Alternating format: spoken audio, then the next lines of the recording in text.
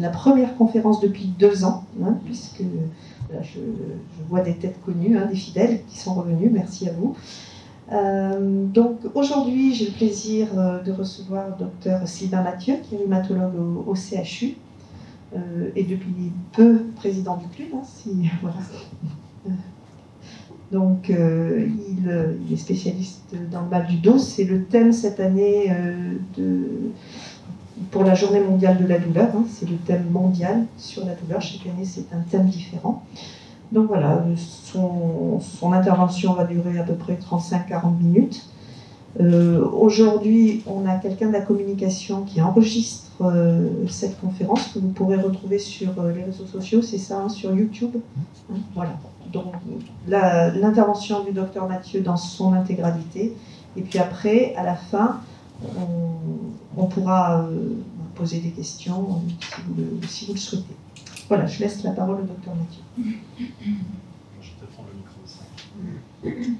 Bon, bonjour, si ça ne vous dérange pas, j'enlève le masque. Vous n'avez pas quelque chose d'écrit parce que je suis sourde, complètement. J'ai rien. Non. Non, il y a rien. Essayer d'écouter. Donc écoutez, merci tout d'abord d'être venu. Merci Madame Poulet-Garcia d'avoir organisé cette conférence. Donc oui, cette année, ça nous concerne un peu plus directement en tant que rhumatologue, puisque le mal de dos, c'est quelque chose qu'on côtoie un peu au quotidien. Et donc le thème de cette journée mondiale de la douleur là-dessus, finalement, ça nous permet d'en discuter un petit peu. Donc, comme on l'a dit, on va parler, enfin je vais parler d'abord pendant 3 quarts d'heure, une demi-heure, 3 quarts d'heure, et puis après, ça sera un temps d'échange. Donc si vous avez une question, vous pouvez la noter si vous voulez. Si par contre vous avez peur de l'oublier, n'hésitez pas à intervenir, ça ne me dérange absolument pas. Donc l'idée c'est de parler de ce mal du dos qu'on peut en fait nous parler de mal du siècle, c'est un peu la définition qu'on en donne de par la fréquence en fait de personnes qui ont mal au dos. Donc la prévalence de la lombalgie. Alors souvent il y a un peu un raccourci de fait entre mal de dos et lombalgie, donc on verra juste après, mais le rachis, c'est-à-dire la colonne vertébrale, elle se sépare en 3 parties, les cervicales, les dorsales et les lombaires. Et quand on parle de mal de dos, c'est souvent la lombalgie dont on parle. Et c'est vrai que c'est une maladie très fréquente. La prévalence, c'est un peu le nombre de personnes qui souffrent de lombalgie. Vous voyez, un tiers des cas, 33% dans les pays riches, un peu moins dans les pays pauvres. Et c'est vraiment tout le monde qui peut être concerné. En général, c'est rare pendant les 10 premières années de la vie. Mais par contre, après, plus on avance en âge et plus c'est quelque chose qui revient comme motif de consultation. Donc si on regarde un petit peu dans notre pays, en France, alors ça c'est des statistiques qui remontent à 2020, 90% des Français ont déjà eu au moins une fois mal au dos. Dans les années 80, on était qu'à 30%, alors c'est pas forcément que c'est beaucoup plus important en 40 ans de temps, c'est probablement qu'on y est peut-être un peu plus sensibilisé, et puis que les acteurs ou les professionnels de santé sont aussi peut-être plus nombreux, entre les kinés, les ostéopathes, les rééducateurs, les médecins du sport, donc il y a peut-être plus de personnes qui sont prises en charge, mais je ne suis pas certain que le nombre de personnes qui ont mal au dos est vraiment beaucoup augmenté. Un peu plus les femmes que les hommes dans cette étude. Et puis on voit que la répercussion de ce mal de dos est importante aussi bien du point de vue, bien sûr, physique, de la douleur ressentie, mais aussi du point de vue économique, avec des arrêts de travail. Donc un quart des arrêts de travail, c'est pour mal de dos. Puis les premières causes d'invalidité chez les moins de 45 ans, et puis première cause de consultation dans les centres antidouleurs. Donc il y a vraiment une demande importante vis-à-vis de ce mal de dos. Donc d'où vient un peu ce mal au dos? C'est que c'est une zone anatomique qu'on utilise énormément. Alors en moyenne, hein, on s'incline 1500 à 2000 fois dans la journée, on s'en rend pas compte, hein, bien sûr. Mais c'est quelque chose qui est vraiment très important. Donc imaginez que vous avez mal au dos et puis vous vous inclinez 2000 fois sur une zone qui est douloureuse. Ça a des répercussions importantes. Donc ça, c'était pour vous montrer que finalement, c'est un peu toutes les catégories professionnelles qui sont concernées. Certaines, bien sûr, plus que d'autres, notamment les travaux physiques. Mais c'était pour montrer que finalement, l'idée comme quoi les gens du bâtiment sont peut-être les plus impactés, alors c'est vrai, hein, 20%, mais on en trouve aussi dans le commerce, dans les transports, les aides à la personne. Donc c'est un peu toutes les catégories socio-professionnelles qui sont impactées par ce mal au dos. Donc comme je vous le disais tout à l'heure, donc voilà une colonne vertébrale, le rachis, et donc il y a 3 parties. On va pas tenir compte du sacrum, donc le sacrum c'est une partie au niveau du bassin, et donc il y a les cervicales, les dorsales et les lombaires. En fait, il est très rare d'avoir mal en dorsale. Pourquoi? Parce que c'est une zone du rachis qui n'est pas mobile, parce qu'elle est fixée par les côtes, elle est reliée devant au sternum, donc quand je tourne, eh ben mon rachis dorsal tourne d'un bloc, et donc c'est très rare, comme c'est peu mobile, d'avoir mal en dorsale. On peut avoir des douleurs en dorsale, ou peut-être qu'on en parlera tout à l'heure, mais c'est essentiellement des douleurs parce qu'on a mal aussi aux autres étages, notamment en cervical et en lombaire, qui sont les 2 étages les plus mobiles, et comme c'est les plus mobiles, bah, c'est les plus sollicités, et c'est pour ça qu'ils sont en général plus douloureux. Donc l'idée aujourd'hui, je m'étais posé la question de dire bah, comment on va peut-être amener à parler de ce mal de dos, et je me suis dit peut-être une idée pour en parler, c'est de voir un peu quelle est notre démarche en tant que personnel de santé et en tant que médecin, quelle est la démarche diagnostique de quelqu'un qui a mal au dos. Ça va peut-être permettre de voir le cheminement, les différents examens complémentaires qu'on peut demander, et puis après on finira par le traitement. Donc en gros, on distingue, dès que quelqu'un vient nous voir pour mal de dos, on distingue 2 types de rachialgie, de lombalgie, de cervicalgie.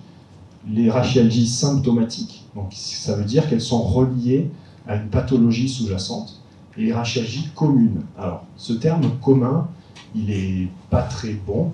Pourquoi? Parce que c'est pas vous, je ne sais pas si vous avez mal au dos, mais les gens qui ont mal au dos, quand on leur dit bon ben voilà, on a fait tout le bilan, et puis finalement c'est une rachialgie commune, ben, c'est un peu péjoratif parce qu'on a l'impression que c'est pas grave. Mais justement, c'est ça l'idée. En fait, notre diagnostic, c'est de ne pas passer à côté de quelque chose de potentiellement grave, les rachialgies symptomatiques. Et après, donc, ça ne veut pas dire que ces rachialgies communes, il ne faut pas les prendre en compte, il ne faut pas les traiter, il ne faut pas avoir tous les traitements nécessaires pour les soulager. Mais c'est par opposition au côté pathologie grave que peut avoir l'autre type de rachialgie. Allez-y. Oui, excusez-moi, pourquoi vous parlez en termes de rachialgie plutôt que lombalgie? Alors, c'est la même chose? Alors, c'est pas la même chose, mais comme je vous l'ai dit tout à l'heure, en fait, dans le rachis, il y a 3 étages. Oui. Donc, si vous avez mal au cou, je vais quand même vous recevoir et je vais faire la même distinction, cervicalgie commune ou cervicalgie symptomatique. Donc, si vous voulez, là, quand on va parler de lombalgie, en fait, mal de dos, c'est pas que les lombaires. Par argument de fréquence, c'est plus souvent les lombaires. Mais voilà, donc aujourd'hui, des fois je dirais rachialgie, des fois je dirais lombalgie, des fois je dirais cervicalgie, mais globalement c'est la même chose. Donc du coup, la première étape quand on reçoit un patient qui a mal au dos, on va lui parler et faire un interrogatoire. Alors c'est un peu policier comme terme, mais typiquement c'est ça, c'est une série de questions qu'on pose avec des réponses qui sont plus ou moins précises, et à partir de là, ça va nous orienter, soit encore une fois, vers ce côté symptomatique ou non. Donc le plus important, c'est le côté ancienneté des symptômes. Est-ce que c'est aigu, moins 3 mois, ou est-ce que c'est chronique? Le côté aigu, finalement, pour nous, on est plus vigilant parce que c'est un signal d'alarme. C'est-à-dire quelqu'un qui a mal depuis une quinzaine de jours, eh ben, on est beaucoup plus réactif. On va se dire, tiens, est-ce que c'est pas révélateur de quelque chose d'aigu, de grave? À l'inverse de quelqu'un qui a mal depuis 15 ans, encore une fois, il faut bien sûr le prendre en compte, mais si ça fait 15 ans que ça dure, probablement que c'est pas une pathologie sous-jacente qui est grave.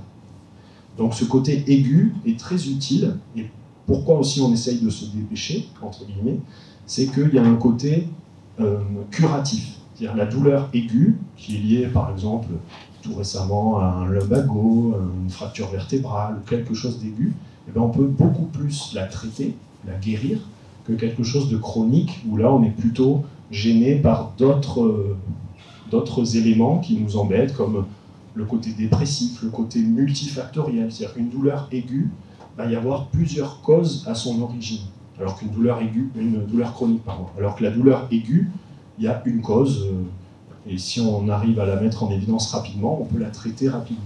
Côté chronique, c'est plus difficile parce que rendre l'impact de la douleur sur le quotidien, sur le côté le moral notamment, sur la dépression, le côté social, le côté professionnel, et donc il y a plein de choses à prendre en compte dans la douleur chronique. Et d'ailleurs, l'objectif, c'est malheureusement jamais la guérison de la douleur chronique, parce que ça, c'est pas possible, mais c'est qu'on arrive à vivre avec et qu'on soit dans un état confortable, on va dire. Donc après cette définition aiguë chronique, on regarde un petit peu le contexte, c'est-à-dire dans quelles conditions est apparue la douleur. Donc si c'est une douleur aiguë, est-ce qu'il y a eu une notion de chute qui peut être à l'origine d'une fracture vertébrale ou d'une fracture cervicale, même si c'est plus rare. Est-ce qu'il y a un contexte infectieux, de la fièvre, des frissons, un contexte qui laisse penser qu'il y a peut-être une infection au niveau de la vertèbre. Ce terme infection au niveau des vertèbres, ça s'appelle une spondylodicite. Donc dicite, appendicite, inflammation de l'appendice, dicite, inflammation du disque et des vertèbres. Et ça, c'est une urgence parce qu'il ne faut pas attendre que l'infection aille en septicémie parce qu'après, il peut y avoir un risque vital. À l'inverse, quelqu'un qui va nous dire « moi, je fais des lumbagos très souvent, je fais des sciatiques très souvent », eh bien, on considère que ça, ce n'est pas un signe de gravité, dans le sens où on va plutôt s'orienter vers de la discopathie. On y reviendra tout à l'heure. Les discopathies, c'est la cause principale de ces douleurs lombaires ou rachidiennes, mais c'est jamais grave. Une notion de gravité, une notion d'urgence et de risque potentiellement vital par la suite. Donc voilà, le contexte, c'est un peu, on pose des questions sur les modes de survenue, comment ça s'est passé. Quelqu'un qui dit « j'ai mal depuis 15 jours, c'est après avoir soulevé une caisse de livres », ça m'arrive énormément, souvent, fréquemment, dès que je porte quelque chose d'un peu lourd. Et bien là, on s'oriente plutôt vers des lumbagos, des discopathies récidivantes. Et puis le troisième élément, alors tout ça se fait plus ou moins rapidement selon quand on arrive à avoir l'information, mais c'est l'horaire des douleurs. En fait, l'horaire mécanique est plutôt rassurant, alors que l'horaire inflammatoire nous inquiète beaucoup plus. Mécanique, c'est quoi? C'est qu'on a mal quand on fait des choses, quand on marche, quand on bouge, quand on monte ou descend des côtes, et c'est maximal en fin de journée. La nuit et le matin, on n'a pas mal quand on a une douleur mécanique. C'est qu'une fois qu'on va solliciter le dos, que la douleur va apparaître, et ça, c'est plutôt rassurant. Encore une fois, toujours dans l'idée grave ou pas grave. Pourquoi? Parce que la douleur inflammatoire, elle, est très inquiétante. Donc c'est des gens qui vont être réveillés vers 3 h du matin. C'est la douleur qui les réveille. Habituellement, sans mouvement. Il va y avoir des gens qui vont dire « oui, mais la douleur me réveille, c'est quand je me tourne, ou quand quelque chose, je ne sais pas, vient appuyer sur mon dos, ça me réveille. » C'est pas spontané, si vous voulez. Alors qu'une douleur inflammatoire spontanée, ça c'est beaucoup plus embêtant, parce que ça peut être orienté vers une infection, une origine tumorale, un cancer, ou des choses plus embêtantes. Donc ça, c'est maximal le soir, ça, c'est maximal le matin, la nuit, avec des personnes qui sont très raides le matin, et puis au bout d'une demi-heure, ça se dérouille, et après, l'amélioration dans la journée est plus marquée. Donc si la personne nous dit « oui, moi, ça me réveille à 3 h du matin, après je suis très raide, ça s'améliore, j'ai de la fièvre, ça fait 15 jours que ça a commencé, ou j'ai perdu beaucoup de poids, j'ai plus d'appétit », ça c'est ce qu'on verra juste après, c'est des signes d'alerte en fait. Donc ces signes d'alerte, c'est ceux qui doivent nous faire réagir rapidement. Attention, c'est pas parce que quand on a mal et qu'ils y sont pas, c'est pas pour ça qu'on attend des mois et des mois avant de prendre en charge les personnes, mais ça veut dire qu'on a un peu de temps, il n'y a pas de notion de gravité potentielle. Par contre, si la personne a une altération de l'état général, AEG, donc c'est-à-dire asthénie, donc c'est une grande fatigue, amaigrissement, anorexie, c'est-à-dire qu'il n'y a plus du tout d'appétit, de la fièvre, des frissons, des douleurs la nuit, ça doit nous alerter un petit peu plus. Les antécédents, donc c'est pareil, hein, antécédent néoplasie, donc c'est un cancer par exemple, et si ce cancer n'est pas bien contrôlé, s'il n'y a pas une notion de rémission ou de maladie contrôlée, ben on peut craindre une progression du cancer au niveau vertébral, au niveau osseux. Toxicomanie, donc c'est plutôt dans l'idée que lorsqu'il y a une toxicomanie, alors intraveineuse, on ne parle pas de toxicomanie plus légère, entre guillemets, mais le côté intraveineux fait qu'il y a un risque infectieux un peu plus important. Parce que le réseau veineux d'un toxicomane intraveineux n'est pas toujours de bonne qualité, donc il peut y avoir des infections, des choses comme ça. Donc ça, c'est un peu les signes d'alerte qui vont faire qu'on va prescrire des examens complémentaires rapidement, alors que lorsqu'il n'y a pas de signe d'alerte, alors on va quand même prescrire des examens pour savoir quelle est l'importance de la discopathie, quel est le niveau d'arthrose par exemple, on y reviendra juste après, mais là on le fait dans des délais plus habituels, plus raisonnables. Donc les examens qu'on peut demander, donc il y a une prise de sang, le bilan biologique, et sur cette prise de sang, en fait, on recherche surtout un syndrome inflammatoire, c'est-à-dire une augmentation de la vitesse de sédimentation, qu'on appelle la VS, et de la protéine C réactive, c'est de la CRP.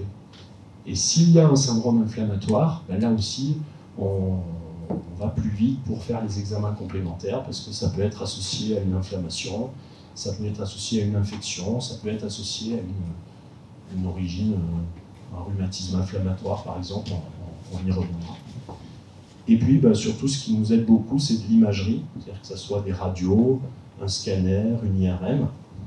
Ça nous permet ben, d'un peu mieux appréhender les choses.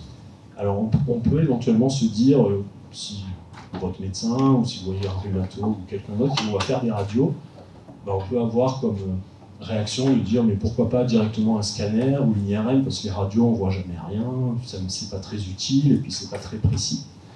En fait, il y a un avantage des radios par rapport au scanner et à l'IRM, c'est que la radio est faite debout. C'est le seul des 3 examens où c'est fait debout. Et donc, comme c'est fait debout, eh ben, on a une impression plus juste de la statique, c'est-à-dire comment se comportent les vertèbres lorsque les gens sont debout, comment la colonne, est-ce qu'elle est bien droite, est-ce qu'il n'y a pas de scoliose ou des troubles statiques, des choses comme ça. Ce qu'on ne verrait pas, ou moins facilement sur l'IRM ou sur le scanner, parce qu'ils sont faits coucher. Et donc, les radios ont quand même un intérêt.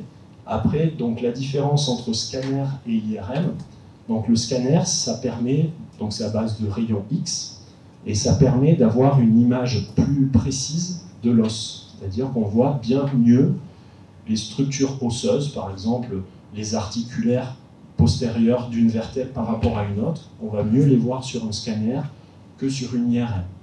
Alors l'IRM, ça permet de les évaluer aussi, mais peut-être moins nettement. Par contre, le gros avantage de l'IRM par rapport au scanner, c'est qu'en IRM, donc, il y a deux séquences, T1 et T2, je ne rentre pas dans le détail parce que c'est un peu compliqué, mais la comparaison de ces 2 séquences nous permet de voir des zones d'inflammation. Donc si on veut savoir s'il y a une discopathie inflammatoire, s'il y a une spondylodicite infectieuse dont on parlait tout à l'heure, c'est une IRM qu'on va demander, plus qu'un scanner, parce que le scanner peut être un peu moins précis sur ce versant-là. Et donc, une fois qu'on a fait ça, c'est-à-dire l'interrogatoire, donc les différentes questions, alors j'ai pas insisté sur l'examen clinique parce que c'est un peu particulier, mais c'est pour justement essayer toujours de s'orienter. Est-ce qu'il y a des signes de gravité, notamment d'examen neurologique? Quelqu'un qui arrive en disant j'ai mal au dos et puis depuis 3 semaines ou même 3 jours, j'arrive plus à relever le pied. Donc là, on peut craindre une sciatique paralysante ou une cruralgie paralysante, des choses comme ça. Et là, ben, c'est vrai que ça nous fait, pareil, réagir plus rapidement parce que plus le déficit est là depuis longtemps et après, ben, plus c'est difficile et plus c'est irréversible. Donc, le bilan, une fois qu'on a fait ce bilan, ben, on va s'orienter soit sur des rachialgies symptomatiques, parce qu'il y a eu des anomalies sur la prise de sang, des anomalies sur les radios, des anomalies sur les examens. Et donc, le côté aigu symptomatique, ça peut être par exemple une fracture de vertèbre. Donc ici, sur la radio, donc une vertèbre en radio, c'est une imagerie qui est assez rectangulaire. Donc là, c'est le corps vertébral, entre lesquels il y a le disque, on y reviendra tout à l'heure. Et là, bon, ben, on voit bien que cette vertèbre-là est tassée. Alors, tassement de vertèbre ou fracture de vertèbre, c'est exactement la même chose. C'est pas parce qu'on dit fracture de vertèbre que c'est plus grave que le terme tassement, c'est juste, voilà, c'est un synonyme. Donc, un tassement vertébral, c'est une fracture. La vertèbre s'est tassée. Donc ça, après, deuxième étape, une fois qu'on a fait le diagnostic de fracture, on veut savoir pourquoi la personne a eu cette fracture. Est-ce que c'est une ostéoporose, l'os qui devient un petit peu poreux avec l'avancée en âge essentiellement, ou alors est-ce que c'est d'autres pathologies qui fragilisent l'os et il faut en faire le bilan. Mais ça, voilà, c'est le bilan après dans un second temps.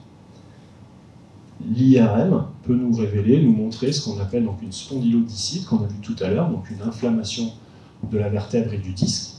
Et c'est là où je vous disais, l'IRM, donc il y a deux séquences, une en T1, une en T2, et donc le T1 est noir, le T2 est blanc. C'est ça l'inflammation, alors que blanc et noir, c'est une image, ça c'est normal, donc là, cette vertèbre-là, elle est tout à fait normale. Celle-là aussi, celle-là aussi. Par contre, ici, on voit qu'il y a une inflammation. Et donc, deuxième étape, cette inflammation, d'où elle vient, est-ce que c'est une infection? Si c'est une infection, par quelle bactérie, etc., etc. Et puis la troisième chose, c'est donc une origine tumorale, cancéreuse, où on trouve une vertèbre avec un trou ici également, et puis on veut savoir pourquoi il y a eu cet os qui est grignoté, par quelle cause, et puis après le traitement de la cause. Donc ça, c'est des rachialgies plutôt aiguës, symptomatiques, ça veut dire qu'il y a une pathologie sous-jacente, fracturaire, infectieuse ou tumorale.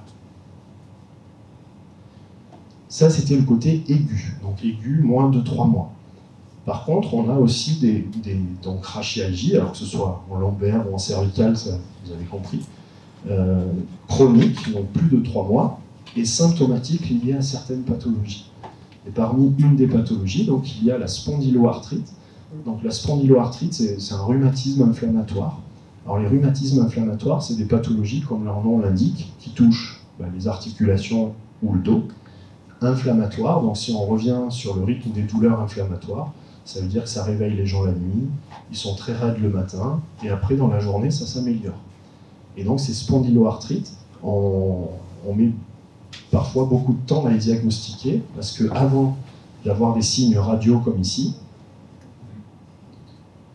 donc je vous montre une radio normale, on a donc la vertèbre qui est carrée, alors ça passe peut-être pas très très bien, mais donc la vertèbre qui est carrée, le disque, et entre les vertèbres, il n'y a pas de pont osseux particulier, alors qu'après 2 ans d'évolution, on trouve la vertèbre, le disque, et est apparu entre les 2 vertèbres un pont osseux. C'est pour ça qu'on l'appelle spondylarthrite ankylosante, vous avez peut-être entendu parler de ce terme, parce que lorsque ce pont osseux s'est fabriqué ou est présent, et ça diminue la mobilité du dos, et donc les gens ont tendance à s'ankyloser. Ils n'arrivent plus à se pencher vers l'avant, enfin les mouvements du rachis se font moins bien. Donc quand on voit des images comme ceci, ici, ou là, donc là le diagnostic il est facile, entre guillemets, il est plus facile. Par contre, avant de passer d'ici radio normale à une radio comme ça, des fois il faut plusieurs années, donc c'est pour ça que des fois le diagnostic est un peu difficile, et c'est le recours à l'IRM ou au scanner qui peut nous aider. Donc ça c'est un exemple de pathologie, et donc le traitement, on y reviendra après, c'est le traitement de la cause, c'est-à-dire le traitement de l'atteinte symptomatique, donc de la fracture vertébrale, le traitement de la spondylodicite, le traitement de l'atteinte tumorale, le traitement de la spondylarthrite, c'est vraiment le traitement de la cause. Ensuite, le choix du traitement, ça c'est un petit peu encore plus spécialisé, mais voilà, c'est l'idée. Si par contre on ne trouve pas d'anomalie, on a fait une prise de sang, elle est normale, des radios, elles sont normales, un scanner, il est normal, une IRM qui est presque normale, donc c'est bien, on est entre guillemets satisfait parce qu'on a éliminé toutes les pathologies potentiellement graves, et là on se retrouve dans 3 cas de figure. Premier cas de figure, ce qu'on appelle les douleurs projetées. Alors qu'est-ce que ça veut dire? Ça veut dire que les gens ressentent la douleur dans le dos, mais que leur problème ne vient pas du dos. Et dans ces cas-là, par exemple, il peut y avoir un problème au pancréas, une pancréatite par exemple, on peut avoir l'impression d'avoir une douleur qui transperce, et ne ressentir la douleur que dans le dos. Même chose pour un problème de vésicule biliaire, un problème rénal, etc. Donc c'est une fois qu'on a fait le bilan, on a l'impression que la douleur vient du dos, mais par contre tout est normal aux examens du dos, et bien il faut bien penser à aller regarder les reins, à aller regarder le foie, le pancréas, pour s'assurer que ce n'est pas une douleur dite projetée. Deuxième cas de figure, et c'est ça qui est important, c'est qu'on a fait tout le bilan du dos, des examens du dos, et on n'a rien trouvé d'anomalie, donc il faut qu'on se pose la question de dire, est-ce que finalement ce mal au dos n'est pas révélateur d'une souffrance un peu psychologique? Alors, qu'on soit bien d'accord, ça ne veut pas dire forcément que c'est psychosomatique, et que les gens ont mal au dos alors qu'il n'y a rien, que c'est dans la tête, etc. Ça veut juste dire que des fois le mal de dos, c'est un révélateur de fibromyalgie, de dépression, de choses comme ça. En avoir plein le dos, c'est peut-être pas ouais, on n'utilise peut-être pas ça très souvent, mais ça veut bien dire ce que ça veut dire. Si, bon, ça dépend des gens. Mais voilà, ça veut dire vraiment qu'on n'en peut plus, quoi. On est en burn-out, on est en surmenage, et donc ça peut des fois se révéler par du mal au dos, comme ça peut se révéler par du mal à la tête, comme ça peut se révéler par diverses choses. Mais ça, il faut bien que ce soit un diagnostic d'élimination. C'est-à-dire, on peut le dire parce qu'on a fait tout le reste avant. On est sûr que c'est pas un problème, tous les problèmes qu'on a vus juste avant. Donc c'est un bilan étiologique négatif, donc on n'a pas d'autre explication à la douleur, et à ce moment-là, on peut questionner sur est-ce que vous êtes déprimé, est-ce que vous êtes anxieux, est-ce que vous êtes... Ce qui est un peu compliqué, sans rentrer dans le détail, c'est que de temps en temps, les deux sont associés. C'est-à-dire on peut avoir une spondyloarthrite et une fibromyalgie. Les deux sont possibles. C'est-à-dire qu'on sait même que l'association des deux maladies est plus fréquente que dans la population générale. Donc, il faut prendre en compte un peu cette association possible. Mais le plus grand cas de figure, en tout cas le plus fréquent, c'est-à-dire on a éliminé les problèmes de douleur projetée. La personne, on lui demande comment ça va du point de vue du moral, non, ça va bien, j'en ai pas plein le dos, tout va bien. Donc on se retrouve dans ce cas de figure qui est le plus fréquent, c'est ce qu'on appelle donc les rachialgies communes. Alors le terme commun, vous avez compris, c'est par rapport à symptomatique. Et en fait, c'est quoi? C'est des discopathies. Donc là, je vous ai mis l'exemple d'une IRM pour illustrer un petit peu ce problème. Donc là, vous avez les vertèbres. La moelle épinière s'arrête à peu près en T12, donc c'est là. Donc tout ce qui est en dessous, c'est pas des problèmes de moelle épinière, il n'y en a plus de moelle épinière. On est plutôt sur ce qu'on appelle la queue de cheval, ou les nerfs sciatiques, les nerfs qui s'occupent de l'innervation des jambes. Et donc une IRM normale, c'est ça. La vertèbre, en carré, séparée par des disques. En fait, les disques, ça nous sert d'amortisseur. C'est-à-dire, dès que l'on marche, dès que l'on bouge, dès que l'on fait des choses, eh bien, il y a le disque qui sert d'amortisseur. Et du coup, l'impact du geste ne vient pas directement sur la vertèbre. Lorsqu'on a des discopathies, comme ici, donc vous voyez que le disque, là, il est blanc, c'est normal. Ici, il est beaucoup plus gris, voire même, parfois, il est noir. Et le fait qu'il soit gris ou noir, ça veut dire qu'il a perdu son hydratation. Normalement, un disque, c'est comme une éponge, c'est plein d'eau. Et donc, un disque plein d'eau, il est blanc, ce qui fait que quand vous marchez, il y a vraiment un pouvoir amortisseur qui est très important. Lorsque l'on a de la discopathie, eh bien, ce pouvoir amortisseur diminue, et au bout d'un moment, l'impact devient plus important sur les vertèbres, et on se met à avoir des lombalgies chroniques, du mal au dos, et c'est ça l'origine des douleurs chroniques que l'on a. Donc ces problèmes de disque, ça peut être quelque chose d'aigu, et là c'est ce que l'on entend comme lumbago au niveau des lombaires, torticolis au niveau des cervicales. C'est-à-dire qu'on a fait un effort, donc soit un faux mouvement rapide, on a tourné la tête un peu trop vite, ou on a soulevé quelque chose, ce qui a sollicité le dos et dépassé la capacité d'amortissement du disque. Donc on a du coup un impact qui se fait sur les vertèbres, et le corps, qui est là pour protéger un peu les choses, et bien qu'est-ce qu'il fait? Il se bloque, il se verrouille. Et on se met à avoir une contracture musculaire énorme en lombaire et on ne peut plus rien faire. En fait, cette contracture musculaire, elle est plutôt bénéfique, c'est-à-dire qu'elle est là pour éviter le traumatisme sur les vertèbres et faire que si jamais le disque a été un petit peu fissuré, et ben il se cicatrise. Donc pendant 3-4 jours, on est complètement bloqué. Alors le risque des lumbagos comme ça à répétition, c'est que malheureusement, au lieu que ça dure 3 jours, ben ça va durer 15, puis 3 semaines, puis 1 mois, puis 2 mois, et puis plus ça va, et plus c'est pour des gestes anodins. Au début, c'est pour soulever une caisse de livres, et puis à la fin, c'est pour ramasser un stylo par terre. Et le but du traitement, de la rééducation notamment, c'est d'éviter cette évolution, cette aggravation avec un blocage pour des gestes de plus en plus minimes. On reviendra sur la rééducation. Et puis parfois, donc cette discopathie, donc ça, lumbago-torticolis, quand on n'a que mal au dos, c'est donc il n'y a pas de problème de hernie discale ou de conflit du disque avec le nerf qui est en dessous. Si par contre, admettons, le disque est un peu plus atteint, on peut se retrouver après avec une authentique sciatique ou une cruralgie, ça c'est en lombaire, ou une névralgie cervico-brachiale si c'est en cervical. Donc voilà une coupe de vertèbres en axial, et donc vous avez le corps vertébral qui est devant,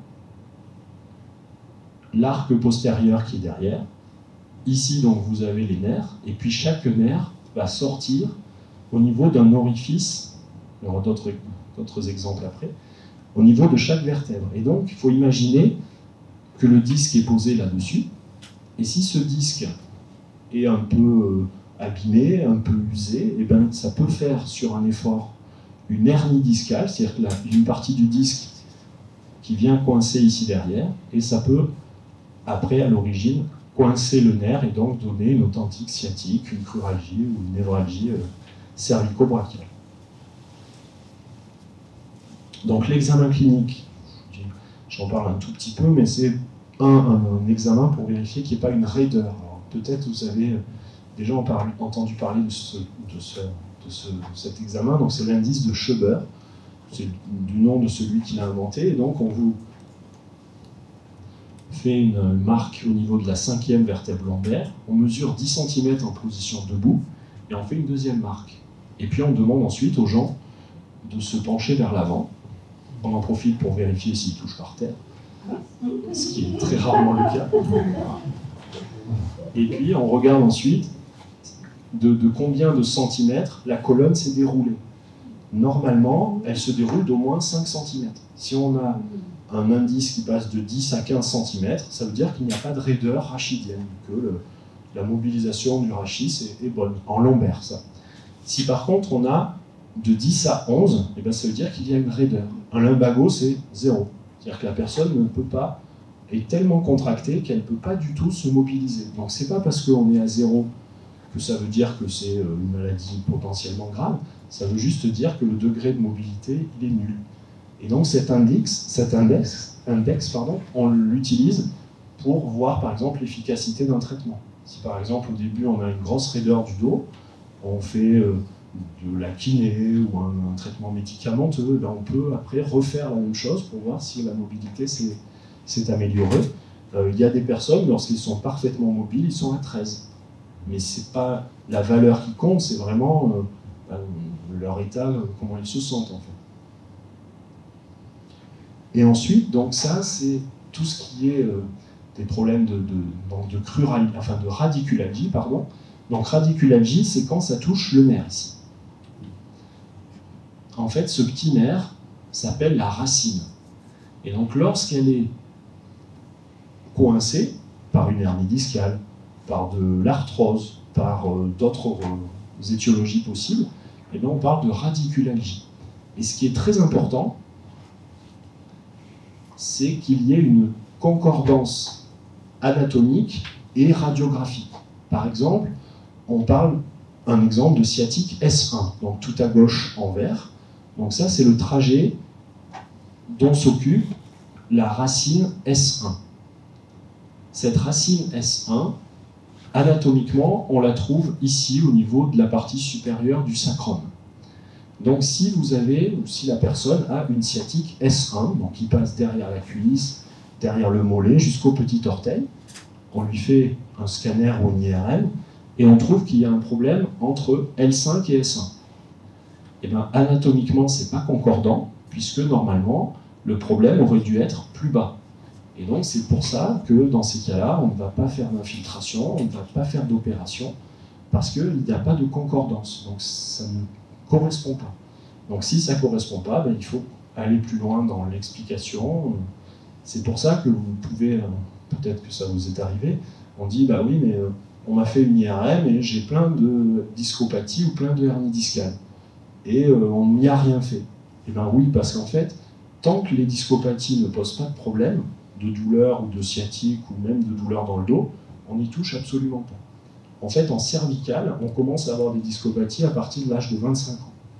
Donc c'est pour ça que si on faisait une IRM à tout le monde, on trouverait des discopathies très souvent, et on n'y fait absolument rien parce qu'il n'y a rien à y faire.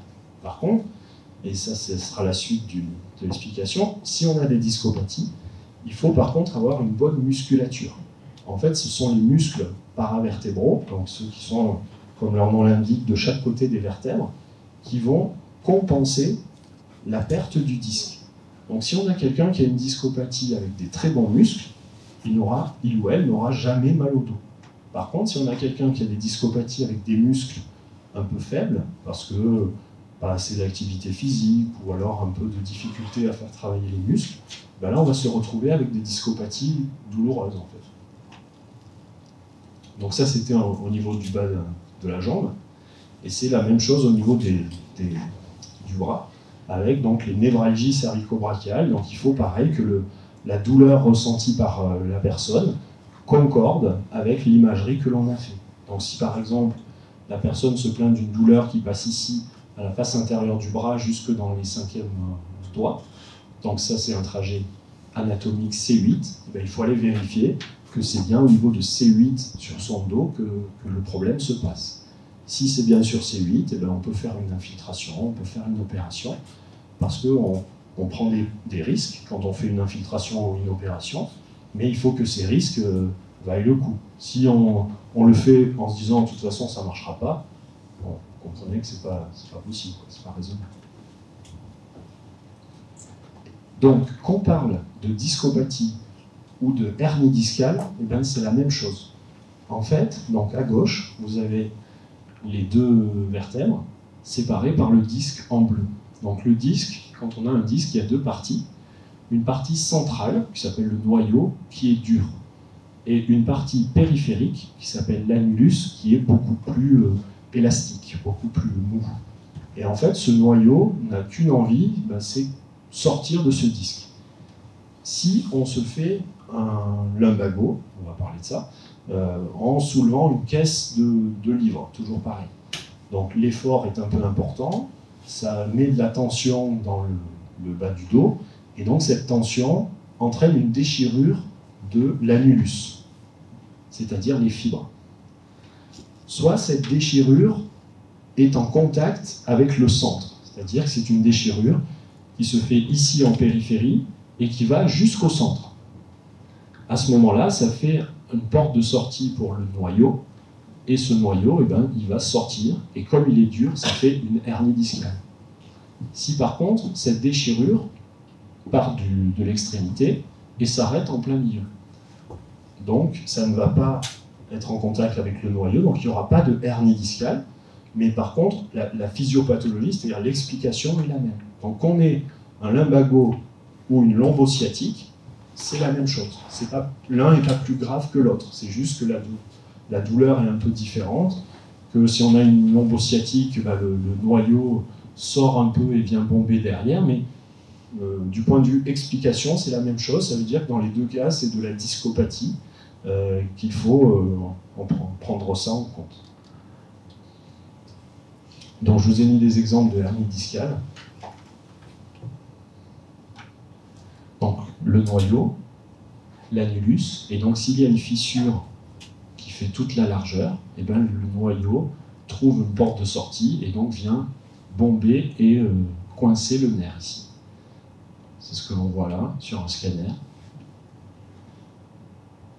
Ici sur une IRM. Et puis d'autres images. Donc, si tout est concordant, par exemple, entre L4 et L5, ça peut donner soit une cruralgie, donc les cruralgies, ça fait mal devant la cuisse, soit une lombosciatique L5, ça passe derrière et ça va jusqu'au gros orteil. Si on a ça, ben c'est concordant, donc on peut infiltrer, opérer. Si on n'a pas ça cliniquement, si par exemple, je sais pas, j'invente complètement, la personne vous dit ben moi j'ai mal là, donc anatomiquement c'est pas concordant, donc ça veut dire que cette hernie discale, il ne faut pas y toucher. Parce que c'est pas elle qui est responsable de la douleur, donc il ne faut pas aller faire quoi que ce soit. Donc maintenant, une fois qu'on a un peu démembré ces différents éléments, comment on va traiter? Donc là, on va vraiment distinguer aigu et chronique. Pourquoi? Parce que aigu, comme on l'a dit tout à l'heure, bon, on peut espérer une guérison si le traitement est rapide et adapté. Donc dans un premier temps, pour cette douleur, on va essayer de la distinguer. Donc on va poser la question, est-ce que c'est pulsatile, est-ce que c'est lancinant, est-ce que ça vous brûle, est-ce que ça décharge, est-ce que ça démange, est-ce que ça picote, etc. etc. Et ça, l'objectif, c'est de distinguer deux types de douleurs. La douleur nociceptive, ça c'est la douleur standard, entre guillemets, c'est par exemple vous vous cognez, tout de suite on a l'impression que ça bat, on a l'impression que ça chauffe. Donc ça c'est la douleur liée au récepteur de la douleur dès qu'on se fait un traumatisme ou un choc.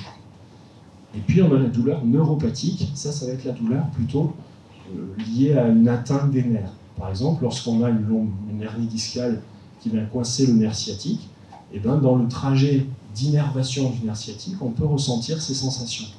Donc dans ces cas-là, c'est des brûlures, des décharges électriques, des sensations de feu, l'impression comme si c'était des fourmillements, comme si ça picotait. Et donc ça, c'est une douleur neuropathique, et on ne la traite pas du tout de la même façon. Si la personne a essentiellement une douleur neuropathique, ça ne sert à rien de mettre des anti-inflammatoires, du paracétamol, ça ne marche pas. Par contre, si la personne a plutôt une douleur pulsatile, et bien là, on va mettre des anti-inflammatoires, des antalgiques et des choses comme ça. Donc c'est bien pour ça qu'on distingue un peu les deux types de douleurs. Et puis en dernier lieu, on demande quelle est l'intensité. Alors, l'intensité, c'est compliqué parce que par définition, c'est subjectif. Et une personne qui arrive avec un faciès très douloureux, une première personne va dire 9 sur 10, et la deuxième personne, avec presque le même faciès, va dire que 6 sur 10. C'est chacun qui ressent la douleur un peu à sa façon, mais on essaie d'adapter le traitement en fonction de l'intensité. Si la personne arrive en disant ben moi j'ai une douleur à 4 sur 10, ben on ne va pas mettre la même chose que si c'est 9 sur 10 en termes de traitement. Donc 9 sur 10, 10 sur 10, on peut aller même jusqu'à mettre des traitements par morphine, c'est possible pour essayer d'être plus efficace. Et donc ces traitements, pour la douleur donc, qui bat pulsatile, on est plutôt sur des antalgiques, des anti-inflammatoires non stéroïdiens ou de la corticothérapie. Donc la corticothérapie, c'est un anti-inflammatoire mais stéroïdien, par l'opposition au ibuprofénil ou au naproxène ou au Voltaren, des médicaments comme ça. Alors que la douleur neuropathique, on est plutôt sur des traitements antiépileptiques par exemple. En fait, donc l'épilepsie, c'est des convulsions liées à une hyperexcitabilité des neurones au niveau cérébral, et donc on calme cette hyperexcitabilité par des antiépileptiques. Et pour la douleur neuropathique, c'est un petit peu la même chose, c'est une hyperexcitabilité des nerfs périphériques, parce qu'ils ont été coincés, parce qu'ils ont été lésés, parce qu'ils ont été traumatisés. Donc on peut utiliser aussi des antiépileptiques à plus faible dose. Et parfois, on peut être amené à vous proposer des antidépresseurs. Et c'est vrai que ça, il faut bien l'expliquer, parce que si la personne arrive à la consultation en disant voilà, j'ai une douleur, et qu'au bout de 3 minutes, on dit on va vous mettre des antidépresseurs, bah, vous comprenez bien que l'explication n'y est pas, et ça peut être mal compris, en disant c'est pas dans ma tête, je suis pas déprimé, je suis pas dépressif. Mais en fait, ces antidépresseurs ont un effet ou un rôle sur ces douleurs neuropathiques. On peut des fois les mettre parce qu'il y a, comme on l'a vu tout à l'heure, un retentissement important de la douleur sur le moral. Quelqu'un qui a mal depuis 9 mois, 8 mois, 10 mois, eh bien c'est quelqu'un qui peut être un peu à bout psychologiquement, c'est quelqu'un qui peut ne pas très bien dormir, donc on peut lui mettre un traitement antidépresseur ou un traitement pour dormir, mais il faut l'expliquer. Ensuite, il y a le traitement de la cause. Donc, il y a le traitement de la douleur, puis le traitement de la cause. Le traitement du lumbago, comme je vous l'ai dit tout à l'heure, il faut attendre que la fissure au niveau du disque se cicatrise. Donc, c'est un repos. Mais un repos relatif, c'est-à-dire on n'a pas besoin d'être au fond du lit pendant 3 jours, c'est-à-dire on vit normalement et puis on peut éventuellement être en arrêt de travail selon le travail que l'on fait. Si c'est quelqu'un qui a un travail physique, on va plutôt volontiers l'arrêter par rapport à quelqu'un qui a un travail plutôt de bureau ou un travail plutôt télétravail à la maison avec un ordinateur, il peut continuer à travailler. Donc ce repos relatif permet donc de diminuer la contracture et de ce fait la fissure qui s'est faite dans le disque se cicatrise et après la personne elle reprend une vie tout à fait normale. Par contre, quand on a fait un lumbago, ça veut dire qu'en effet il y a déjà une discopathie. Donc soit la personne, ils ont porté un frigo à 2. Et là on a une explication en disant c'était quand même un frigo assez lourd, à 2 vous n'étiez pas assez nombreux, c'était vraiment un effort physique très important. Cette personne, on n'a aucun conseil particulier à lui donner que continuer son activité physique. Voilà. Si la personne nous dit, moi, c'était une caisse de 5 kilos quand même. Là, on peut se dire, c'est quand même pas terrible, 5 kilos, c'est pas très lourd, donc c'est peut-être bien qu'il y a une discopathie sous-jacente et qu'il faut faire travailler les muscles à cette personne et lui éviter les récidives de lumbago, donc il faut probablement faire une rééducation. En cas de radiculalgie, donc sciatique, cruralgie, névralgie cervico-brachiale, le traitement initial c'est le même. Et puis après, c'est-à-dire repos, médicaments antalgiques, anti-inflammatoires ou anti-épileptiques si jamais c'est neuropathique. Et puis le traitement de la cause. Donc si c'est une hernie discale compatible anatomiquement, on peut aller demander au collègue chirurgien de l'enlever. Ça c'est soit d'emblée en urgence s'il y a des signes neurologiques, si par exemple la personne a un déficit neurologique, c'est-à-dire qu'elle n'arrive plus à relever le pied, ou elle n'arrive plus à étendre les doigts, par exemple. Donc ça, c'est une urgence chirurgicale. Ou alors, dans un second temps, si le traitement médicamenteux n'a pas suffi. Et parmi le traitement médicamenteux, il y a les infiltrations. Donc les infiltrations, c'est quoi? C'est en fait d'aller injecter directement de la cortisone au niveau de là où ça coince, au niveau de la hernie discale, en fait. C'est-à-dire que le corps va considérer que la hernie discale, c'est la source de la douleur, et donc il va tout faire pour la grignoter, l'enlever. Et donc ça crée une inflammation locale autour de la hernie discale, inflammation locale qui est plutôt positive à la base, puis c'est fait pour la grignoter, mais ça entraîne un effet masse encore plus important, et donc une compression plus importante.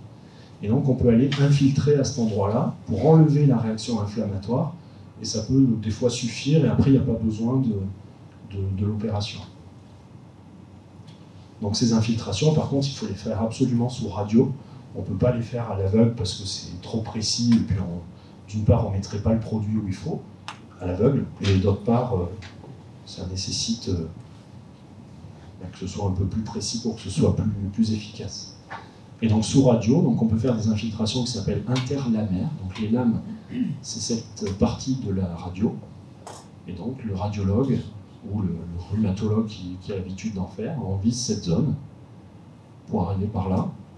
Ensuite, on injecte un peu de diode pour vérifier qu'on est bien au contact du nerf ici. Et une fois qu'on a vérifié qu'on est bien où il faut, on met un peu de cortisone et ça marche plutôt bien. On peut en faire une, on peut en faire deux. Si au bout de 1, 2, maximum 3, ça n'a pas marché, ça veut dire qu'on ne va pas réussir à enlever la hernie discale par un traitement médicamenteux, et à ce moment-là, il faut opérer. Mais pour opérer ou pour infiltrer, il faut qu'il y ait une bonne concordance, vous avez compris, hein. Il faut qu'on soit sûr que la hernie soit responsable des douleurs. Les rachialgies chroniques, alors ça c'est un petit peu plus compliqué. Pourquoi? Parce que ça dépend un peu du type ou de l'origine de la douleur. Donc il y a plusieurs possibilités. Tout d'abord, il y a le côté discal, donc ça on en a vu, on a vu tout à l'heure, donc c'est les discopathies. Ça va être des personnes plutôt jeunes, avec une douleur impulsive. Discopathie active, on va le voir juste après, c'est que ce pincement. Donc là, on l'a vu tout à l'heure, le disque est blanc, c'est parfait. Là, le disque est gris, donc il est moins hydraté. C'est ce qu'on retrouve en radio, où il y a le disque qui est aminci, ou ici en scanner. Donc le noir, en scanner, c'est de l'air. Donc dès qu'on a de l'air dans un disque, ben, ça veut dire que c'est un disque qui est usé. Vous voyez, celui-là, il n'y a pas de blanc, il n'y a pas de noir, pardon, et ben il est bien. Celui-là, il est un peu pincé. Ceux-là, par contre, ils sont un petit peu usés. Et cette discopathie peut prendre un cas actif. Actif, ça veut dire quoi? Ça veut dire que ce pincement, alors on ne sait pas pourquoi, on n'a pas d'explication. Pourquoi certaines personnes ça va le faire et pourquoi d'autres non. C'est-à-dire ce disque, vous voyez, il est noir par rapport aux autres qui sont blancs. Mais par contre, les vertèbres qui sont de part et d'autre ont une composante inflammatoire. Et on voit qu'elles sont noires d'un côté, blanches de l'autre. C'est ce qu'on appelle les discopathies actives ou les discopathies modiques 1, du nom de celui qui a décrit ces vertèbres. Et donc ça va donner une composante inflammatoire plus importante. Les gens vont se réveiller la nuit, les gens vont être très raides le matin. Donc, je vous ai dit tout à l'heure, ça on est très inquiet parce qu'on craint de tomber sur des infections, et puis des fois on fait le bilan et on tombe là-dessus. On est rassuré parce qu'on sait que c'est pas grave et que ce modique 1 va avec le temps finir par passer et aller vers un modique non inflammatoire. Mais par contre les gens sont gênés, donc il faut faire un traitement un peu plus actif. Ensuite, on peut avoir de l'arthrose entre les vertèbres. Cette arthrose, elle peut être soit articulaire postérieure. Alors l'articulaire postérieure, c'est la zone où les vertèbres sont posées les unes sur les autres. Donc l'articulaire postérieur inférieur de la vertèbre du dessus est en contact avec l'articulaire postérieur supérieur de la vertèbre du dessous. C'est bon? C'est bon pour vous? Ben voilà. En gros, il faut imaginer, elles sont posées l'une sur l'autre. Et donc au niveau de cette zone, c'est là où on peut avoir de l'arthrose. On retrouve ici. Là, on a un articulaire qui est à peu près normal. Et là, on a un articulaire qui est très plein d'arthrose. Et l'arthrose, c'est que ça fait des becs de perroquet, ça fait, vous avez sûrement entendu ça, des ostéophytes, c'est-à-dire que l'os est plus exubérant, plus important. Donc ça veut dire qu'à cet endroit-là, il y a une surcharge, il y a trop d'appui, et donc ça entraîne ce développement de l'arthrose. Et ça, typiquement, c'est des gens qui vont avoir mal en hyperextension, qui vont avoir mal en étant longtemps debout, etc. Cette arthrose, eh ben, elle peut être responsable, si elle est un peu trop grande vers l'avant, d'un rétrécissement du canal. Ici, on le voit, on a un canal qui est bien, et puis là, on a un canal qui est étroit. Et si on a un canal étroit, ça va être des personnes qui vont être gênées pour marcher, avec une faiblesse, avec des sciatiques, avec des crampes. Au début de la marche, ça va très bien.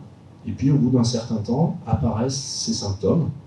Au bout de 10 mètres, 100 mètres, 200 mètres, 1 km, selon la gêne, les gens s'arrêtent, ça passe, et puis ils repartent, ça recommence. Et ça c'est les canaux lombaires rétrécis, c'est ce qu'on voit ici. Sténose canalaire, qui peut être soit sur la ligne médiane, c'est-à-dire sur le milieu. Donc ça, c'est un canal normal. Puis là, c'est un canal rétréci, vous voyez, ça perd son ouverture, et donc ça peut être soit ici sur le milieu, ou soit ça peut être après sur le côté. Et là, habituellement, un canal lombaire étroit, la personne a mal dans les deux jambes. Quand c'est sur un côté, ben, ça va être plutôt unilatéral, soit à droite, soit à gauche. Et puis, pour la dernière explication possible, c'est les muscles. Donc, je vous ai dit tout à l'heure, ben, c'est les muscles qui compensent. Et plus on est musclé, et moins on aura mal au dos. Et avec l'avancée en âge, même si ça peut arriver à tout âge, mais c'est un peu plus fréquent avec l'avancée, et ben on a les muscles qui perdent de leur qualité. Là, donc on a une IRM, donc la vertèbre, l'arc postérieur, les muscles qui sont là. Là, ils sont tous très noirs, donc ça c'est bien. Et puis, on voit que petit à petit, ou en tout cas à d'autres étages, ils sont beaucoup plus blancs, ou alors ils sont complètement blancs. Et donc ça veut dire que au lieu que ce soit des fibres musculaires, c'est de la graisse. Et on parle d'involution graisseuse. Et le tissu graisseux, ben, il n'est pas bon, en tout cas il est moins costaud, il est moins actif que le tissu musculaire. Donc ça maintient moins la colonne et on se retrouve avec des douleurs plus importantes. Ça c'est plus difficile parce que Autant quelqu'un qui a des muscles affaiblis, et ben, en faisant un programme de rééducation, on arrive à les rendre de nouveau plus costauds. Quelqu'un qui a un tissu graisseux, et ben, malheureusement, c'est plus difficile. Et donc, c'est en fonction de ce phénotypage que l'on va choisir le traitement. Donc, dans tous les cas, ce qu'il faut essayer, c'est essayer de rassurer. Rassurer dans le sens où on est sûr que c'est pas grave et on est sûr qu'on peut faire forcer les personnes sans crainte. En fait, en gros, c'est une question de dose. C'est-à-dire, si on a un traitement ou si on a une activité plutôt insuffisante, on se retrouve par ici. Donc là, ça veut dire qu'on ne va pas avoir des muscles très actifs, donc les discopathies vont être beaucoup plus importantes, impactantes sur les vertèbres. A l'inverse, si on a une activité trop forte, donc on fait des efforts trop importants pour ses capacités, ben là on a les muscles qui sont dépassés par les efforts que l'on demande et on se retrouve avec des douleurs. En gros, il faut trouver un bon dosage, et là, en dehors de la personne qui sent si l'effort est insuffisant ou qui sent si l'effort est trop important, c'est très difficile de donner un programme de rééducation vraiment précis, parce que ça, c'est très du cas par cas en fait. Mais ce qui est sûr, c'est qu'il est très important de rester actif. Il est très important de maintenir ses activités et d'éviter les fausses croyances comme quoi j'ai mal quand je bouge, donc je ne vais plus bouger. Alors oui, au début, bien sûr, ça va aller, parce qu'au début, ben, on aura moins mal, sauf que petit à petit, eh ben, on va perdre ses capacités et on se mettra à avoir mal après, même au repos. Ça sera même plus en bougeant qu'on aura mal, on aura mal en étant assis, en étant debout, immobile. Donc en fait, ce qu'il faut, c'est rester actif, mais en ayant conscience de ce qu'on peut faire et de ne pas aller au-delà de cette partie. Donc quelles sont les solutions qu'on peut faire pour vous aider? Eh ben, donc vous avez peut-être vu ces images sur le traitement, c'est le mouvement. Et donc ce mouvement, eh ben, il y a plusieurs possibilités. Premièrement, donc on peut aller sur le kiné en faisant des exercices de massage, chaleur, cryothérapie, ultrasons. Donc ça soulage. Pourquoi? Parce que ça va détendre les contractures musculaires, mais c'est un bénéfice qui est vraiment à court terme. En gros, au bout de 24-48 heures, le bénéfice il s'estompe, mais ça peut être une première étape pour lancer les traitements plus efficaces que sont les étirements, les renforcements musculaires, etc. Vous pouvez expliquer ce que c'est le gait control, parce que j'ai déjà vu... Oui. Alors, donc en gros, donc, ça c'est les actions positives. Donc la chaleur, les massages, ça peut entraîner une vasodilatation et ça inhibe le gait control. Alors le gait control, c'est quoi? Je vais me cogner. Quel est le réflexe? Tout de suite, je me frotte. Et ce frottement va atténuer ma sensation de douleur. En fait, dès qu'il y a une douleur, un message douloureux qui est envoyé au cerveau, il y a une voie descendante cérébrale qui va atténuer, inhiber cette sensation douloureuse. Et donc ce gait control, c'est ça, c'est pour stimuler cette inhibition principale, cérébrale. Par contre, des fois, vous comprenez bien que si ça serait trop simple, s'il suffisait juste de se frotter pour plus avoir mal, ça serait miraculeux. Mais par contre, ça atténue, et ces stimulations en fait vont stimuler un peu ce gait control positif, et donc atténuer un peu la douleur. Mais par contre, c'est pas suffisant pour une douleur chronique. Mais c'est forcément un geste qu'on va faire, ou Alors, quelque chose de physiologique? Il y est physiologiquement, avec l'activation de ces voies descendantes inhibitrices. Après, le fait de faire un geste en plus, ça va diffuser la sensation douloureuse. C'est les deux mis bout à bout en fait, qui atténuent. Donc d'autres choses qu'on peut faire localement, l'électrothérapie. Donc ça aussi, ça diffuse un peu la douleur. C'est-à-dire, au lieu d'avoir un point douloureux très précis, on a plus une zone avec une moindre intensité. Le gros avantage de ce traitement-là, c'est qu'on peut l'utiliser à la maison. Et donc, chez le kiné, c'est vrai qu'on y va 1-2 fois par semaine selon les possibilités. Là, l'avantage, c'est que si vous l'avez chez vous, vous pouvez en faire 20 minutes matin et soir. Donc, ça peut se louer à la maison.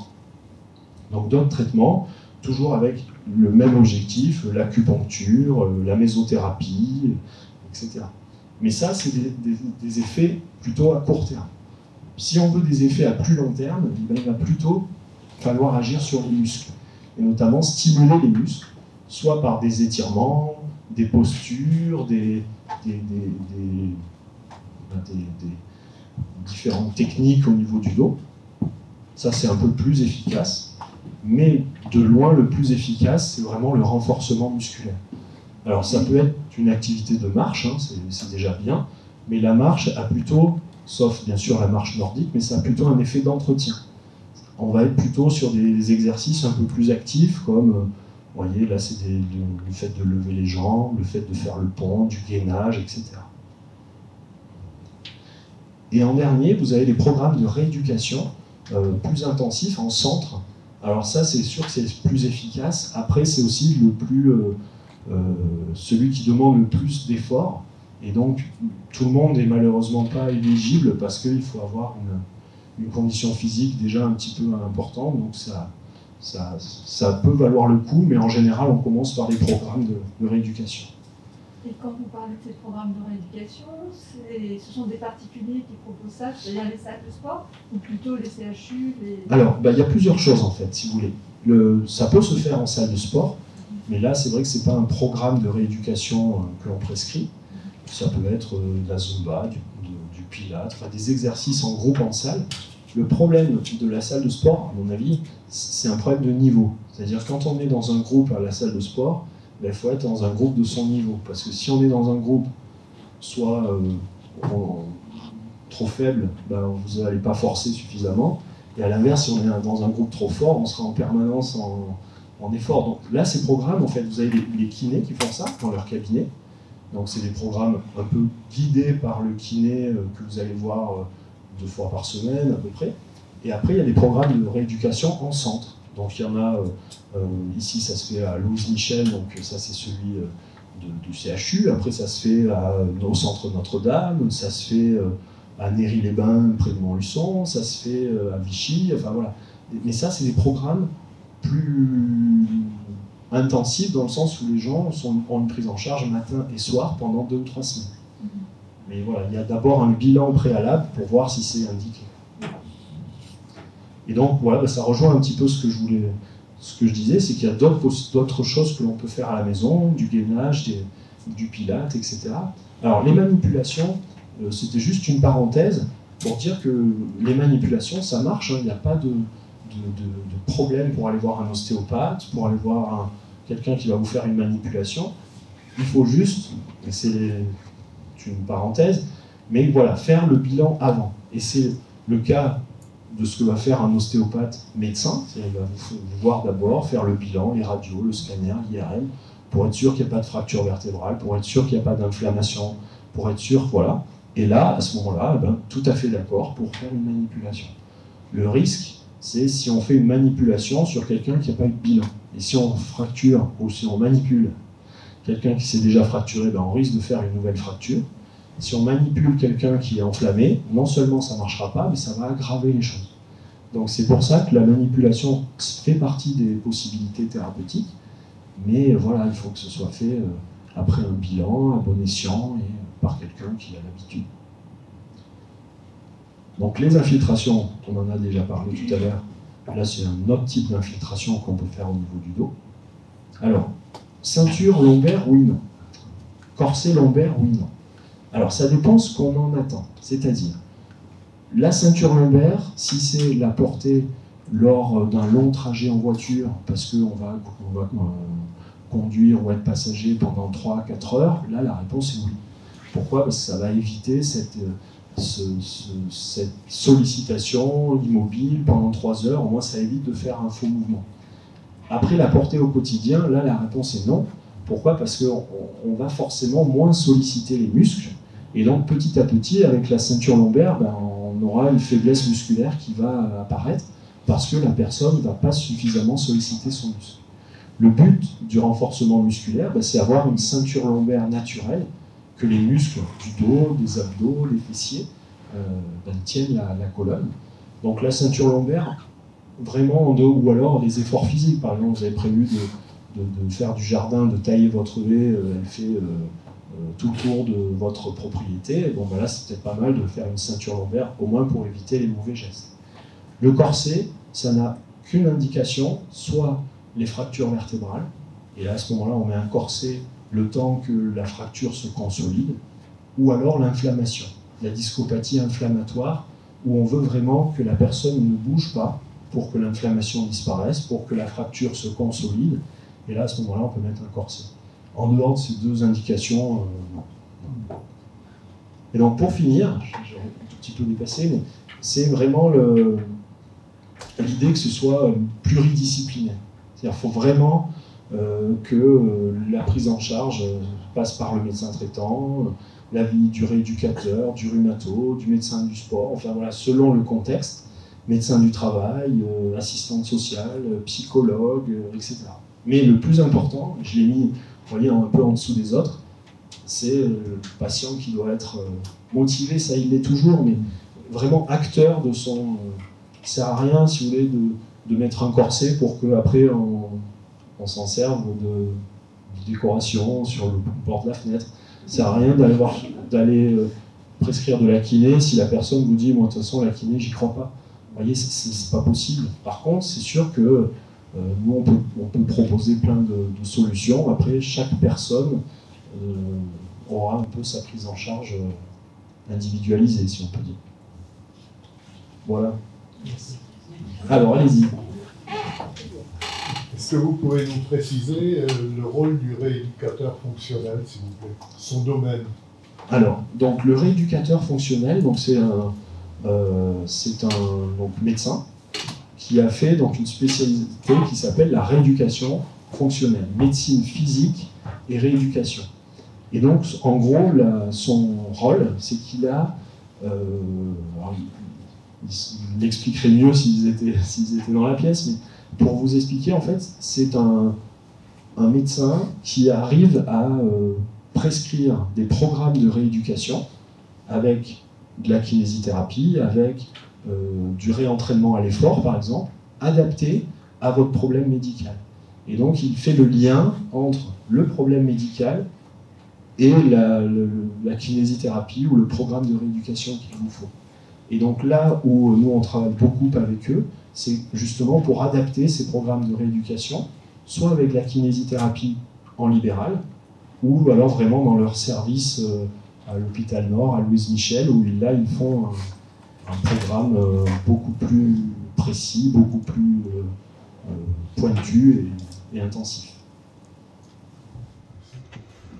Moi, j'ai une question. Vous avez parlé tout à l'heure avec la fibromyalgie. Moi, j'ai eu une scoliose. Et après, on m'a déclaré la fibromyalgie il y a 23 ans. Et maintenant, c'est le mal de dos. Je ne peux plus rester debout, dès que je reste longtemps debout. Donc, ça me bloque carrément le dos. Et voilà, donc, est-ce que ça a une cause à effet Alors, cause à effet, non. Pourquoi? C'est-à-dire qu'on peut très bien avoir une fibromyalgie isolée, une scoliose isolée avec le mal de dos, et les deux. C'est vrai que c'est possible. Après, le problème d'avoir les deux, c'est que forcément, les deux pathologies impactent sur la douleur ressentie. C'est-à-dire qu'on sait que quelqu'un qui a une fibromyalgie a ce que l'on appelle une hypersensibilisation centrale à la douleur. Donc centrale, c'est le cerveau. Ça veut dire que votre cerveau est trop sensible à la douleur, et donc une intensité ou un impact qui n'est pas très douloureux, vous allez le sentir plus douloureux en intensité et plus douloureux dans le temps. C'est pas du tout qu'il y a des problèmes neurologiques, c'est en fait un effet un peu de dérèglement. Et ce dérèglement vient du fait qu'il y a souvent un long passé de douleur et qui peut apparaître comme ça. Donc le fait d'avoir la scoliose, ça explique pourquoi vous avez des douleurs en étant debout, en étant longtemps statique, etc. Et le fait d'avoir une fibromyalgie, ça rend encore plus difficile le traitement de cette douleur-là, parce que le ressenti de votre corps est plus élevé. Mais par contre, cette maladie, on sait qu'elles peuvent être associées, mais il n'y a pas de lien de cause à effet, comme on se demande. Et ça risque dans le temps d'aller de pire en pire? Pas nécessairement, non, non. En fait, ça peut être pire ou ça peut s'aggraver, si justement on rentre dans ce cercle de dire j'ai mal donc je fais plus rien, donc je fais plus rien, voilà. C'est pas le cas. Donc si vous restez actif, eh ben, il n'y a pas de raison que ça s'aggrave. Votre scoliose, malheureusement, ça on peut pas y faire parce que, à moins d'être opéré beaucoup plus jeune pour la remettre un peu droite, eh ben, malheureusement, une fois que le trouble statique est là, on peut plus lutter pour la remettre droite. Par contre, si vous stimulez encore vos muscles paravertébraux, abdominaux, il n'y a aucune raison que ça s'aggrave. Merci. Alors du coup, dans l'autre sens, vous venez dire qu'on développe une hypersensibilité à la douleur dans la durée. Moi, j'aurais cru que c'était plutôt plus on a mal, au moins on ressent qu'on a mal. Alors, si vous voulez, c'est encore une fois, chaque cas est particulier. Il y a des personnes, donc cette hypersensibilisation centrale à la douleur, c'est la fibromyalgie. Donc c'est une entité à part, c'est une maladie à part. On ne sait pas encore pourquoi, on ne sait pas encore bien comment l'expliquer, ni comment bien la traiter d'ailleurs, mais c'est une hypersensibilisation à la douleur à part entière. On peut très bien avoir une fibromyalgie isolée, avec quelqu'un qui n'avait jamais vraiment eu de passé douloureux auparavant.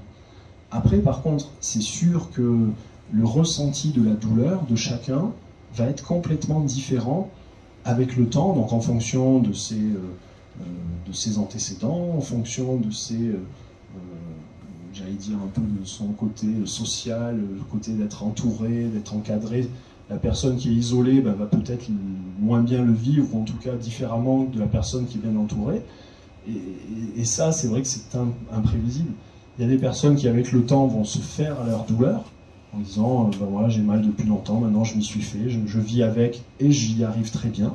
C'est des personnes qui ont des bonnes ressources pour faire face, et ces personnes-là viennent d'ailleurs pas nous voir, vu qu'elles font avec.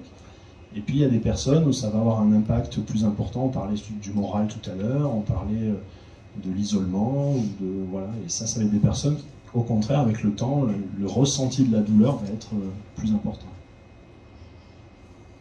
Parce que moi j'ai tendance à me blesser, mais à m'en rendre compte très tardivement et finir chez la kiné trop tard.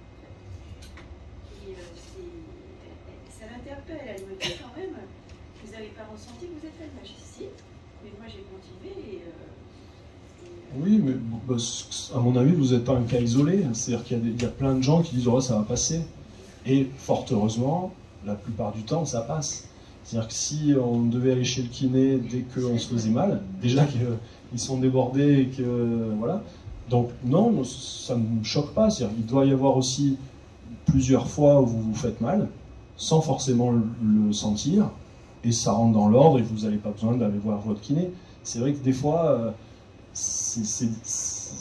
le côté où on arrive trop tard, c'est vrai, c'est difficile, mais c'est pas évident à juger. C'est chacun qui ressent un peu s'il en a besoin ou pas. Donc, c'est toujours trop tard, forcément. Mais on ne peut pas non plus y aller à chaque fois parce que, heureusement, des fois, ça rentre dans l'ordre tout seul, heureusement. Vous ne nous avez jamais parlé de rhumatisme, d'arthrose, Alors c'est volontaire, parce qu'en fait il y a un amalgame de faits. C'est-à-dire qu'on utilise le terme rhumatisme, j'ai des rhumatismes, et en fait c'est un terme complètement général. Et en fait, nous quand on emploie le terme rhumatisme, on parle de rhumatisme inflammatoire, style spondylarthrite, polyarthrite rhumatoïde si ça touche les mains, lupus si ça touche la peau et les articulations, etc. Donc ça, quand on utilise le terme rhumatisme, du point de vue médical, c'est ces rhumatismes inflammatoires. Ces discopathies, qui sont en effet des problèmes dégénératifs un peu comme de l'arthrose, c'est pas du rhumatisme au sens qu'il n'y a pas la même inflammation que dans les autres pathologies que je viens de vous citer. Bon, c'est vrai que ça touche les problèmes articulaires, les problèmes, donc on a vite fait de faire le terme c'est mes rhumatismes, si on était précis, on devrait dire c'est mon arthrose, c'est ma discopathie, c'est ma polyarthrite, c'est ma spondylarthrite. Voilà. Qu'en est-il des cures thermales par rapport à tout ça? Alors moi je suis favorable aux cures thermales, mais dans un projet de soins. C'est-à-dire, je m'explique, si la personne qui a mal au dos est active au quotidien, fait régulièrement de l'activité, et vient me voir en disant « Qu'est-ce que vous pensez d'une cure thermale? Est-ce que ça peut m'aider ?» Là, je lui dis oui. Pourquoi? Parce que ça va être une période 2 à 3 semaines durant laquelle il va y avoir des soins, il va y avoir un peu d'activité, il va y avoir aussi un peu moins de surmenage. Donc ça va être positif. Mais ça va être positif à long terme parce que cette personne est active. Et donc en gros, la cure thermale va l'aider, ça va être un plus. Par contre, la personne qui me dit « Moi, je fais rien, je fais un peu de marche, mais vraiment pas grand-chose. Par contre, je vais faire une cure et puis le reste de l'année, je vais rien faire. » Ben là, j'aurais plutôt tendance. Si elle insiste, je ne vais pas aller contre, hein, mais ça me paraît pas logique parce que c'est pas les 3 semaines de cure qui vont permettre d'apporter un bénéfice suffisamment significatif. Alors, encore une fois, ça dépend du contexte. Si on est sur une personne âgée, qui a des difficultés pour se mobiliser, qui va avoir des difficultés à avoir une activité physique au quotidien, bon, ben, bien sûr que la cure thermale, oui, parce qu'on ne peut pas bien faire autre chose. Mais si c'est quelqu'un qui a plutôt une activité physique potentielle, mais qui ne l'utilise pas ou qui ne la met pas en avant, là, je vais essayer de lui faire comprendre que 3 semaines de cure, ça ne va pas suffire pour l'améliorer durablement. Sinon, oui, tout à fait d'accord, ça fait partie des possibilités thérapeutiques. Est-ce que les vertus de l'eau, est-ce que les vertus de l'eau sont telles ou ont été prouvées pour atténuer les souffrances dues au mal de l'eau? Est-ce qu'il y a des... Par exemple, à Roya, ils font des injections de gaz, je crois. Est-ce qu'on a des résultats tangibles et scientifiques là-dessus? Alors, oui, il y a eu des études, bien sûr. Après, ce qui est très difficile dans toutes ces études, c'est que pour qu'une étude soit vraiment totalement validée, ou en tout cas qu'un traitement soit totalement validé, il faut un placebo, c'est-à-dire qu'il faut un comparateur. Là, c'est très difficile, c'est-à-dire est-ce qu'on va comparer le fait d'injecter du gaz à quelqu'un au fait d'injecter rien du tout? Mais injecter rien du tout, ça veut dire qu'on lui fait un geste invasif en n'injectant rien. Donc éthiquement, c'est pas facile, c'est pas acceptable. Donc le problème de ces études en thermalisme, c'est que oui, les gens s'améliorent, et les études vont dans ce sens. Alors l'amélioration n'est pas énorme, mais il y a une amélioration significative. Après, est-ce que c'est l'effet type d'eau? Est-ce que c'est l'effet tout cumulé? Est-ce que c'est l'effet uniquement du gaz? Ou est-ce que c'est l'effet qu'on utilise la bouche chaude qui peut avoir un effet décontracturant? Ça, c'est très difficile. On ne peut pas faire de comparateur, en fait. Mais par contre, les gens s'améliorent. Donc... Oui, on peut quand même juger. Moi, je sais qu'avec la fibromyalgie, je reste quand même 6 mois pratiquement tranquille. Oui, et avec l'arthrose du genou, dès qu'ils me font des piqûres au genou à Roya, je suis quand même un peu tranquille. Là. Je peux vous montrer des exemples de personnes chez qui ça fait rien. Par contre, ce que je veux dire par là, c'est que, à mon avis, il faut définir pour chaque personne ce qui marche et ce qui ne marche pas. On peut faire du thermalisme, on peut faire de la mésothérapie, on peut faire de l'acupuncture, on peut faire... Voilà, ça c'est des traitements complémentaires. Ils ne doivent pas remplacer l'activité physique, mais il y a des fois où on ne peut pas tout faire. Et là, on va avoir des gens chez qui ça va marcher, et d'autres chez qui ça ne va pas marcher. Et la personne, comme vous par exemple, qui trouve un bénéfice pendant plusieurs mois, il faut continuer. Et il y a d'autres personnes chez qui ça ne fera absolument rien. On parlait tout à l'heure, il y a un exemple d'une personne, je lui ai dit, mais sinon elle est en cure, ça j'y crois pas. Cette personne, ça ne sert à rien de l'envoyer en cure, ça ne marchera pas. Parce qu'il y a le côté, alors croyance, c'est peut-être un mot un peu, ou un verbe un peu, mais c'est sûr qu'il faut adhérer, quoi. Plutôt que croyance, on va dire le terme adhésion est important. Merci. Merci à vous.